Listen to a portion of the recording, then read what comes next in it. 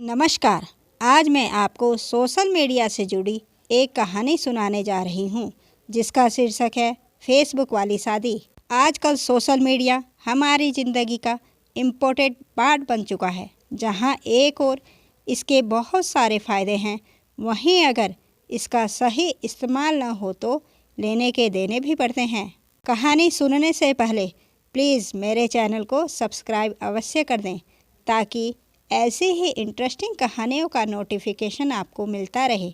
आज की कहानी फेसबुक से जुड़ी है। निर्मल अपने नाम की तरह ही दिल का साफ लड़का था, जिसके मन में कोई मैल नहीं, किसी के प्रति कोई द्वेष नहीं। वह सब पर विश्वास करता, पर सीधे का तो जमाना ही नहीं। सब उसकी बातों पर हंसते और उसका मजाक भी बनाते थे। वह खेती का काम करता और अपने पशुओं के साथ खुश रहता था। उसे दुनियादारी से कोई मतलब नहीं। वह तो अपने आप में ही मस्त रहता था। उसने किसी तरह पैसे इकट्ठे करके एक टच वाला फ़ोन ले लिया, पर उसे फ़ोन चलाना तो आता ही नहीं था। उसके साथ वाले लड़के उसे फ़ोन चलाना सिखाते थे। वह ज़्यादा पढ़ा लिखा नहीं था, फिर भी उसे जो कुछ बताया जाता वह सीख लेता था। लड़कों ने उसके फ़ोन में व्हाट्सएप एवं फेसबुक आदि ऐप डाउनलोड कर दिए और उसे चलाना सिखाने लगे। कभी कभी तो उसके फ़ोन से उसके साथ वाले लड़के खुद ही मैसेज कर दिया करते। किसी का मैसेज आने पर वह बहुत खुश होता था। फेसबुक पर आने वाली सभी फ्रेंड रिक्वेस्ट एक्सेप्ट कर लेता था। अगर किसी लड़की की रिक्वेस्ट आ गई तो वह बड़ा गर्व महसूस करता था। अचानक एक दिन चंचल नाम की लड़की की फ्रेंड रिक्वेस्ट आ गई। निर्मल ने तुरंत एक्सेप्ट कर ली। चंचल ने निर्मल की फेसबुक वाली फ़ोटो की खूब तारीफ की।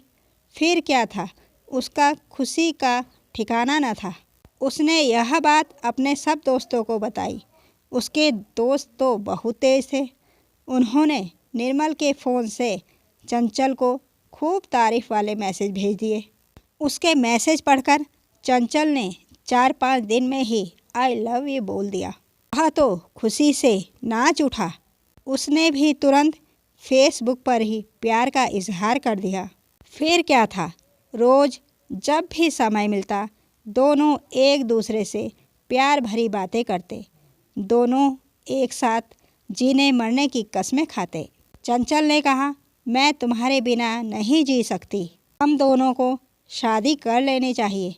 जवाब में निर्मल ने कहा, मैं कौन सा तुम्हारे बिना जी सकता हूँ, मैं भी तो यही चाहता हूँ कि कब तुम दुल्हन बनकर मेरे घर आ जाओ। निर्मल ने कहा, हमें अपने अपने घर में परिवार वालों को बता देना चाहिए ताकि जल्दी ही हमारी शादी हो सके।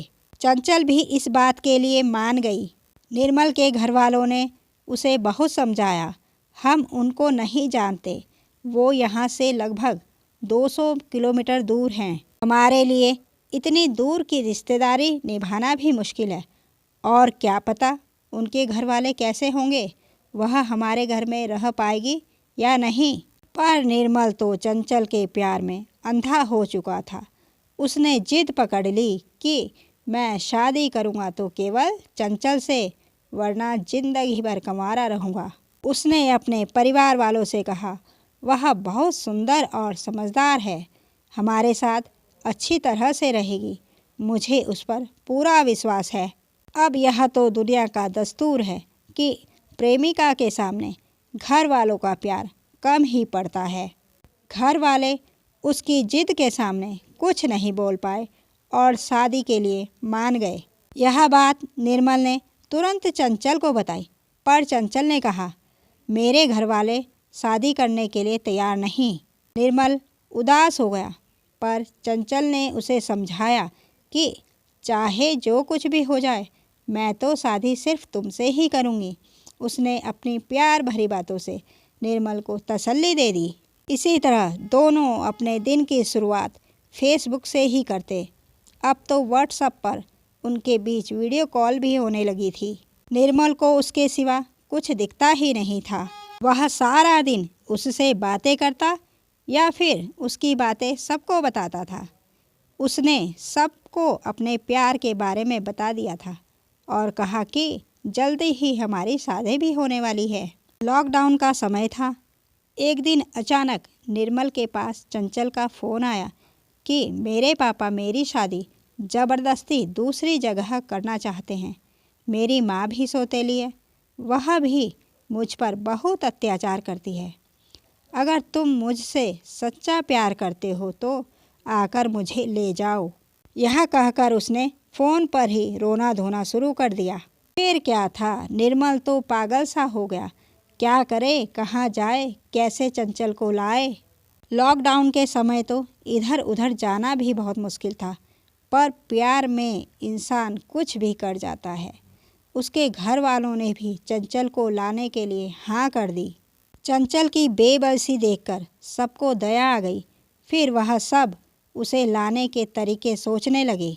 चंचल ने फ़ोन करके उसे बताया, मैं अपने घर से 50 किलोमीटर दूर रेलवे स्टेशन के पास आ जाऊंगी, वहाँ तुम मुझे लेने आ जाना। और हाँ, 5 लोगों की परमिशन लेकर ही आना। 4 लोग आप हो जाओगे और एक मैं। उसे पता था निर्मल वैसे भी अकेले तो आने से रहा, इसलिए चंचल ने निर्मल को सब कुछ समझा दिया। निर्मल उसकी समझदारी की तारीफ करने लगा। उसने वैसा ही किया जैसा चंचल ने उसे समझाया था।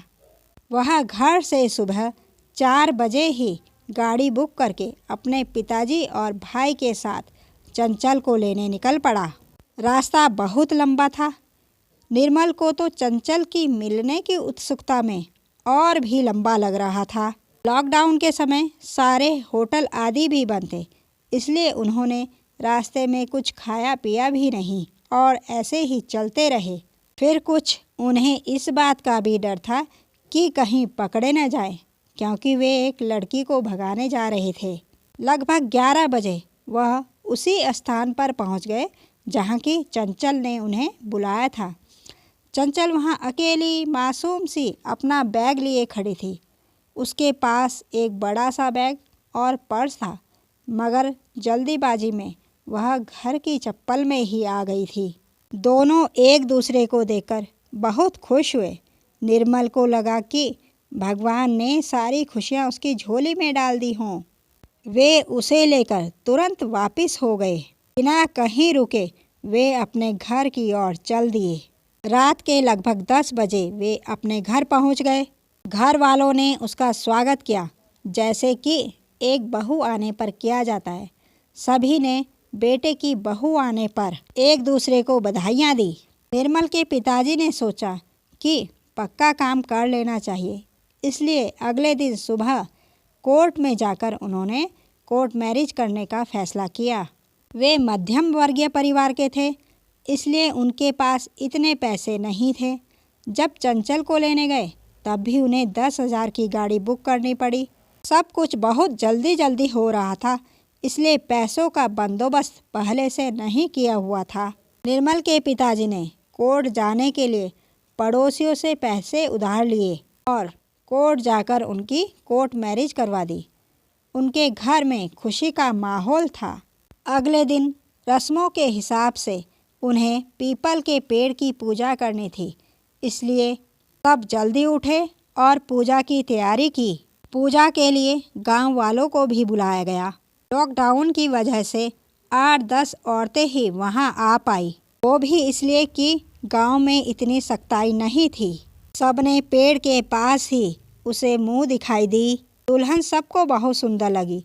सब कहने लगे कि निर्मल की तो किस्मत खुल गई। आसपास तो उसे इतनी सुंदर लड़की मिलना मुश्किल था। पूजा करने के बाद वे सब घर वापस आ गए। दिन में सबने खाना खाया और बहू को आराम करने के लिए कह दिया, पर उसने किसी से फ़ोन लेकर अपने पापा को फ़ोन किया कि मैं ठीक हूँ और जहाँ भी हूँ खुश हूँ, आप मुझे ढूंढने की कोशिश मत करना। उसके बाद वह सबसे खूब बातें करने लगी। लग ही नहीं रहा था कि वह नई नवेली दुल्हन हो।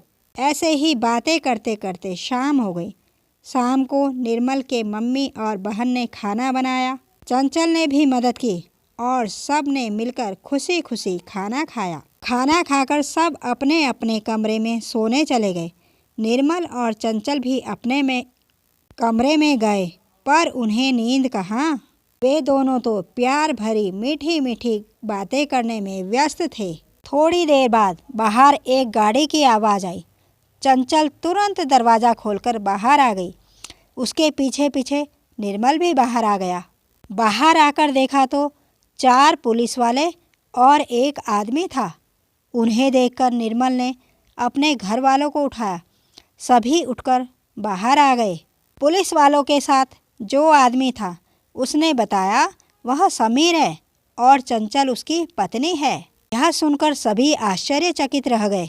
उसने निर्मल से कहा, तुमने इसे बहला फुसलाकर यहाँ लाया है, इसलिए तुम सबके खिलाफ कार्रवाई होगी। यह सुनकर सबके होश उड़ गए कि क्या चंचल शादीशुदा है, और इसने तो हमें कुछ और ही बताया था। चंचल चुप रही। पुलिस वालों ने निर्मल और उसके परिवार वालों को खूब फटकार लगाई कि तुमने चंचल को भगाने का अपराध किया है। इस अपराध के कारण निर्मल को गिरफ्तार किया जाता है। उसके घर वाले कुछ भी बोलते या समझ पाते उससे पहले पुलिस वालों ने कहा, अब तुम्हें इसे पुलिस स्टेशन आकर ही छुड़ाना पड़ेगा। पुलिस वाले निर्मल और चंचल को साथ ले गए। निर्मल के पिताजी ने फटाफट दूसरी गाड़ी की और अपने भाई के साथ उनके पीछे पीछे चल दिए। निर्मल ने कभी सपने में भी नहीं सोचा था कि उसके साथ ऐसा होगा। वह अभी भी उसके पति को ही गलत समझ रहा था। वह पुलिस वालों के सामने तो चुप रहा। पुलिस स्टेशन पहुंचकर चंचल से पूछा गया तो उसने कहा, मैं अपनी मर्जी से गई थी। यह लोग बहुत सीधे हैं और इनके पास देने के लिए भी कुछ नहीं है।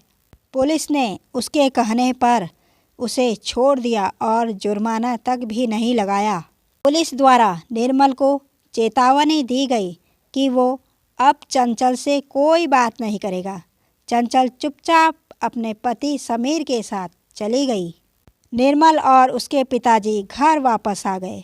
घर आने पर उदासी का माहौल छाया हुआ था। सबको समझ में आ गया कि उनके साथ धोखा हुआ है। चंचल और उसका पति समीर इसी तरह लोगों को बेवकूफ़ बनाकर पैसे कमाते होंगे, पर इनके पास पैसे तो थे ही नहीं। यह बात चंचल तुरंत भाप गई थी, इसलिए जल्दी ही घर छोड़कर चली गई। इसीलिए दूसरे ही दिन उसने अपने पिता को भी फ़ोन कर दिया ताकि फ़ोन की लोकेशन से वह वहां पहुंच जाए। और शायद उसने पिता का बोलकर अपने पति समीर को ही फ़ोन किया हो। जो भी हो, निर्मल की भावना के साथ बहुत बड़ा खिलवाड़ हुआ था। फिर भी वह मानने को तैयार नहीं कि चंचल उसके साथ ऐसा कर सकती है। वह कहने लगा उसका पति उसे मारता होगा, इसीलिए उसने झूठ बोला, पर वह सचमुच मुझसे प्यार करती है और एक दिन वापस ज़रूर आएगी। सबने उसे बहुत समझाया, पर वह मानने को तैयार नहीं। एक दिन उसके ताऊजी उसे समझाने के लिए कहने लगे, तेरी ताई भी तो इस दुनिया में नहीं है, मैं भी तो हूँ। अपने सारे काम करता हूँ, तू भी अपने काम में ध्यान लगा। तेरी शादी दूसरी जगह कर देंगे। निर्मल ने बहुत ही करुण भाव से उत्तर दिया, ताई जी तो है ही नहीं, इसलिए आपने सब्र कर लिया, पर मेरी पत्नी तो जिंदा है, मैं कैसे सब्र करूं? निर्मल को समझाना बहुत मुश्किल हो रहा था। वह उसी इंतज़ार में था कि कब वो वापस आएगी। कई महीनों तक जब कोई फ़ोन नहीं आया, तब उसे लगने लगा शायद वह अब कभी नहीं आएगी। लगभग 2 साल बाद उसके घर वालों ने उसे समझा बुझाकर दूसरी जगह शादी के लिए मना लिया और उसकी शादी कर दी। वह अपने परिवार के साथ खुशी खुशी रहने लगा। कहानी का उद्देश्य सबको सतर्क करना है ताकि कोई भी इस तरह के जाल में ना फंसे। लड़का हो चाहे लड़की, कोई भी किसी की भावनाओं को ठेस ना पहुंचा सके। धन्यवाद। आज के लिए इतना ही, मिलते हैं नेक्स्ट वीडियो में। Bye bye.